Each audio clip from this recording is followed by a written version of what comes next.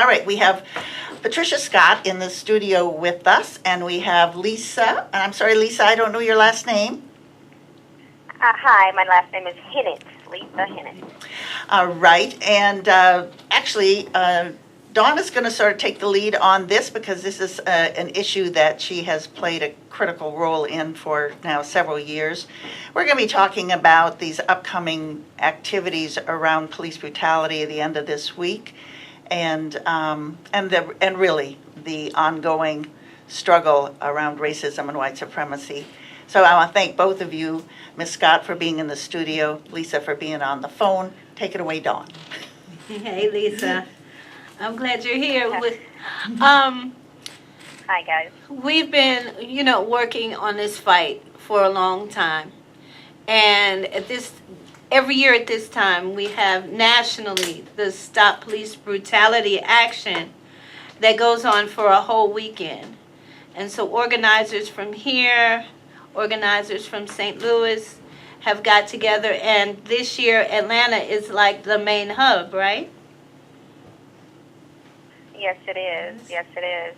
Can you explain what's going on, why we're doing this, and what will be happening in the city this weekend?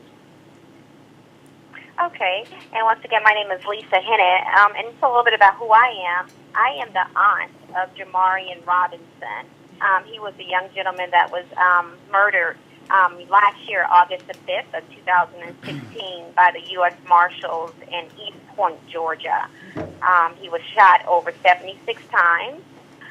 So that's a little bit about my background, and that's why I've gotten involved or was actually pulled into this this fight along with other, parents and along with my family. So with everything that's going on and with all the upcoming events, we're excited to bring in a lot of the other families as well that's suffering from the police brutality here in Georgia. Because as you mentioned, Atlanta is going to be the next spotlight, basically, because so many things have gone unnoticed in our city for so long, for so much time, and for a lot of our young African-American males and females that have been either murdered or slain by law enforcement. So we have a few events. And Lisa, in the last few years, you can just name a few who have been killed here. Yes, ma'am. I can definitely name some. We have Mr. Remawn Scott, which is his mom is on the line today, Ms. Patricia Scott. I had the pleasure of speaking with her for the last several days, and she has she's a bundle of love and joy. And we also have Kane Rogers. I'm not for sure if you guys are familiar with Kane Rogers. Oh, yes. Alexia Christian. That's another. She's an African-American male here that was slain by police officers here as well.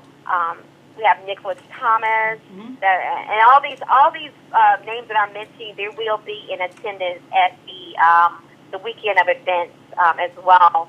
We have Anthony Hill as well. You guys may be familiar with his case as well, and the list goes on and on and on. We've been getting calls. My sister and I, who is Monteria Robinson, we call her Monty. Jamarion Robinson's mother, she gets a call maybe a few calls a day from parents that want to speak out, that haven't had a voice, that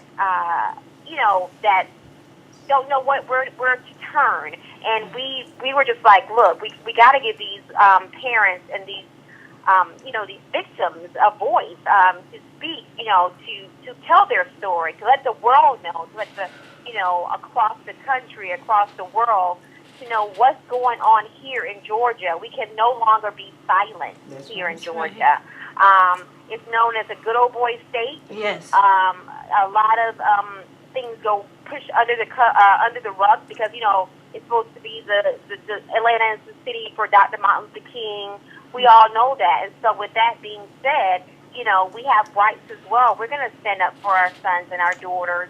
And this is, it goes across, Latinos, all of those that are being affected, brown people that are being affected by this police violence. And we're not even going to go into the mental health arena. The mental health is another area that we would like to shed some light on. But right now, we're going to do this National Stop Police Brutality here starting October the 19th through the 22nd. And we want everybody to come out and participate as well. And I can go into some of the days, the events we'll have for each and every day as well. Do you mind if we ask Ms. Scott just a little bit before we go into the actual details and we get some more background about how and why it is? I think one of the things that is so compelling, I guess, about the parents or the relatives of those that have been killed by police is that very often this is the family first participation in these kinds of struggles. Very often, this is something that every family member says, I never thought it would happen to us. I never thought it would happen to us. And the realization that, in truth, any encounter with police and other authorities that carry guns, by people of color in particular, working class people, poor people, people who are homeless, people who have mental health issues, all of those folks, people with disabilities, those encounters are always really potentially death situations for the person. And so I guess I want to ask Ms. Scott, who's sitting here next to Dawn and myself, a little bit about her situation and how it is that the death of her son has motivated her to be involved in this activity that's coming up the end of this week. Well, good evening, and I would like to give a shout out to everybody that's listening to my voice, and especially Agnes Scott College. That's where I work. Okay, my son was assaulted in 1997, November the 3rd, 1997. They finished everything February 3rd, 2003. I just want to read a letter that my son wrote about some things that happened to him on November 3rd, 1997. I want you to listen to this because this came from his heart, and this is what he was going through, and this is what he felt. And it's not a pleasure for me to read this to you, but I'm going to give it to you. The title of it is Y-E-H-H. Y-E-A-H. You don't know. As I wake up, I think about, and this is my son talking. He wrote this. As I wake up, I think about November 3rd, 1997, the day I was beaten, choked, till my spirit left my body and my mind. Jabbed with the thing in my mouth, and they were saying things like, be still, and being called the N-word, open your mouth before I kill you, and also being tied up with a dog chain, with a dog leash around my ankle. The scar, I still think about it in my mind. I think of them. The Powder Springs Police Department saying to the dog, get him, bite him. But by the grace of God, the dog wouldn't touch me. He didn't bite me. Old Powder Fire Department, I'm talking to the one that was jabbing me in my mouth with the plastic object, saying racist words such as, open your mouth before I bust your F teeth out. Powder Springs Police and the fire department, open your eyes. You open your eyes now, man, because you put the wrong thing in the wrong end's mouth, as you say, this time, and I'm about to bust your B.A. out with my heart, body, mind, and soul, because you beat my soul out of me. On November 3rd, 1997, I feel that God put me here to fight racism and to seek justice for my people that don't have the mental ability to fight racism, the cops. There's no sellout here because I believe in what my forefathers and mothers fought for. They stood up and they died for. And believe me, I'm not here in the flesh and spirit and mental things for nothing. I'm out here to carry on the history of my forefathers. May they rest in peace. This happened in 1997, November 3rd. February 3rd, 2003, Cobb County Police arrested my son, arrested without incident, and died in police custody. Now, I talked to somebody, and I asked them, what happened to my son? And the man that I talked to, which might have been the coroner, it was somebody in that, he told me, he had the audacity to tell me that my son was running and was laughing and talking at the hospital. Now, I said, why didn't you let him call his mother? Oh, I can't talk about it. It's under investigation. But when my son and I have two sons, one named Larry. He's still here with me, and I love him. I got a lot of nieces and nephews that keep me covered. When we got to the hospital, we got the papers, and the papers said your son was already arrested when they brought him in. I'm one of the mothers didn't know what to do in 1997, but I'm out here now, and I'm gonna stand, and I'm gonna walk, and I'm gonna cry, and I'm gonna shout, and we're gonna get this thing together because it's just too many black brothers that are dying and nothing's happening. You know, it's just some of them are just like the guy that was naked and they killed him. Anthony Hill. Anthony Hill, they killed him. Now, we don't want no crying. We want y'all to come out and fight and speak up. And if it's any other mothers out there that got this kind of burden on their heart, come on and let us know about it so we can all come together and show some love. Because where it's one, that's a bit of a problem. But when it's 2 and 3 and 4 and 5 together and we talking about it and we feeling this thing, we can make it work. We can make this work, but we cannot be quiet.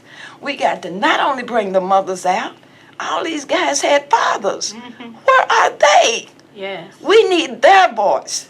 We talk, we loud, we really can raise hell. But we need the fathers to stand with us. We need the brothers to stand with us. We need the cousins. We need everybody. And, you know, we having some things going on 19th, the 20th, 21st, and the 22nd. Now, I'm going to just read some things that you would be very interested in coming to see. I'm not asking you to come.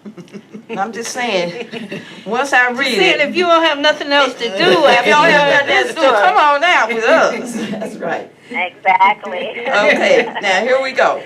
Now just write this down now. Turn up day at Troy Davis Park. Bring your instruments, because we getting ready to turn up. We're not turned down for what? Not us. And just for those who may not know, Troy Davis Park has another name that other people use. Mm-hmm. Those of us who are activists refer to the downtown park, Woodruff Park, as Troy Davis Park. Davis Park. That's right. That's where that is. I didn't know that. Hey, that's Woodruff where that Park. Okay, Friday. Okay. Friday the 20th is a day of remembrance. 4 p.m. press conference rally, 643 Martin Luther King Jr. Drive, Atlanta, Georgia. 5 p.m. to 6 p.m. we will have a silent march so we can speak to you know who. 6 p.m. to 9 p.m. town hall meeting, West 100th Street Baptist Church, Ralph David Abernathy, Atlanta, Georgia. The 21st, books and breakfast, 9 a.m. to 12 noon. The Beloved Community Church, 1113 Irish Street, Southwest Atlanta, Georgia. And the main thing that's bringing it all together, and Going to be all over the world. National Day of Resist, 3 p.m. CNN headquarters. Resist. Come out and support us.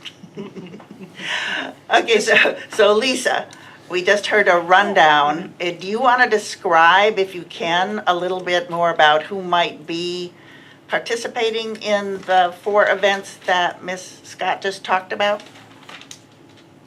Okay, sure. I can give you a little bit more information. Basically, the first day, which she mentioned, Ms. Scott, Thursday, which is the 19th, is the turn-up day. We are just meeting down there at Troy Davis of Woodruff Park just to bring the families together and whoever else wants to attend. It's more like a meet and greet and a day of just remembrance and just bringing people together. Bring your instruments. We'll be singing and doing chants and things of that nature. On Friday, the 20th, which is the day of remembrance, there's going to be a press conference / rally, which is going to start, as she mentioned, around 4 p.m. On that, doing that press conference, and that'll be particularly geared around my nephew, Jamarion Robinson, and my sister, Monty Robinson, and my Kyria Robinson. She'll be speaking at that press conference and just kind of sharing a little bit of updates on our story, trying to bring a little bit more light on that as well, just before we start the silent march. And then we'll have some of the activists, Yanaja Longwood, she'll be there. Mike Brown Sr., he'll be there as well, speaking. And we also have a couple of the NAACP activists that will be out there on that day speaking as well. And then we'll finish it up with the silent march, followed by a town hall meeting where, once again, the parents and some of the activists will be out there as well speaking at that on that panel, raising awareness and what's going on in our community here in Georgia, as I mentioned. And then the 21st, which is the Books and Breakfast, which will be from 9 a.m. to 12 noon at the Beloved Community Church. And keep in mind, all this information can be found online at, it's called BTHEIB as in boy, F as in Frank, A as in apple.org. So a lot of the information is online if you guys want to go there to get more of the addresses and things and where we'll be as well. So on the 21st, which is the Books and Breakfast, as I mentioned, we'll have some of the parents speaking. Once again, we're going to open up the floor to a lot of the guests and the activists. We do have some of the NFL players that will be coming out to support. Those names, I don't have them confirmed in front of me as of yet, but we do have some of the support from the NFL players here that will be coming out to support us and speaking to some of the speaking to those in attendance at the Books and Breakfast on that day. And then, as she mentioned, the 22nd, we'll end that with the National Day of Resist, where they'll be meeting at the CNN headquarters in downtown Atlanta area. And what time is that one, Lisa? And that one is going to start at 3 p.m. We're going to meet there at 3 p.m. And then they'll go from there at the CNN headquarters and on that day. So, thank you. This I want to say I was just really, Ms. Scott.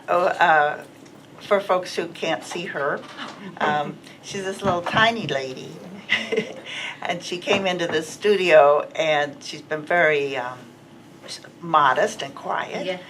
And then, oh my gosh, and I think this happens quite often to us here on the Labor Forum. We've had workers from Agnes Scott come and talk about the Fight for 15 struggle and the living wage. And it happens oftentimes, again, people who are thrust into a situation, whether it's the Kennesaw cheerleaders, Ms. Scott, Lisa, Ms. Robinson, everybody who an event occurs that shatters in many respects what people thought was the norm, how things should be. And it thrusts them into a place where their real talent, their skills, their ability to speak their pain and their hope for the future comes out. And as somebody who gets to hear this week after week on this radio station. We always talk about how we're bringing the very real people who have to deal with the issues that this system, whether it's the justice system, jobs, healthcare, education, housing, whatever, who have to deal with it, are so incredibly eloquent about what the issue is and how to solve it. So I want to thank both of you for being on the air with us today. And if we could do just real quickly one more time, very fast, the rundown of events, but most importantly, how people find out if they're not able to write all this information down. So I don't know whether Lisa's doing it or Miss Scott's doing it. Lisa, I'm going to give you the honor to do that. Okay, no problem. Thank you, Ms. Scott. All righty.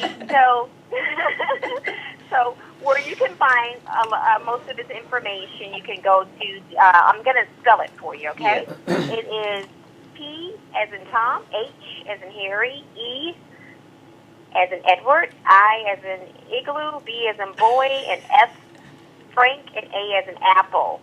So that's theivfa.org, okay? And there you'll find a lot of our sponsors, a lot of information. You'll find the days of events for and the locations for each event for each day from the October the 19th through the 22nd, as well as the addresses, as well as those who will be in attendance for each day and who will be speaking for those events on each day as well. So for the rundown, just really quickly, October the 19th, which is Thursday at 7 p.m., we have a turn-up day, which will be at Woodrow Park or Troy Davis Park. October the 20th, Friday, we have a day of remembrance, which will be a press conference followed by a silent march. Everybody bring your posters, your flyers of your loved ones, pictures, whatever you would like to carry throughout that silent march. Candles, bring whatever you would like to do. It's a silent march, and we'll be doing it from 5 to 6 p.m., and we like as many people as possible to come out for that. And then on October 22nd, once again, it's at Books and Breakfast from 9 a.m. to 12 noon at the Beloved Community Church, and ending it on Sunday, which is the National Day of Resist, which is October the 22nd, and this happens across the country, not just here in Atlanta. It happens all over the U.S., and we sit in protest against police brutality here in the United States. And that's going to be on the 22nd, starting out at the CNN building there in the downtown Atlanta area. Thank you, Lisa. Thank you so much. Here at WRFG, we can't... Go ahead. Go ahead. Okay, now listen. I want you to listen to these names, and I want you to send up a prayer, and whatever you have to do, just keep these names in mind. Mike Brown, Mahai, Visit, Touching Cloud, Good Blanket, Paul Castaway, Nicholas Thomas, Deshaun Smalls, Quindavius, Hicks, Jarvis Benjamin, Jamarion Robinson, Alexia Christian, Kevin Davis, Anthony Hill, Kendrick Johnson, Caden Rogers, Jarrell Robinson, Remawn Scott, and Carrie Ball Jr. Keep all these mothers and fathers, sisters and brothers in your prayers, please. Yes. And here at WRFG, we can't tell you to come out, but I can leave you with the words of Mother Saleh Shakur that says, it is our duty to fight for our freedom. So get up off them couches. And we had one name, and that's Minister Farrakhan's granddaughter. So come out and meet her. She's fantastic. Thank you so much, Lisa. Thank you for calling in. Ms. Scott, thank you for being here in the studio. We want to thank Devontae Lewis earlier, who spoke to us about the Kennesaw cheerleaders. And we want to encourage you to tune in every Monday here at the Labor Forum, 4 to 5. And, of course, listen to WRFG 24 hours a day. We'll be back next Monday. Bye. Bye.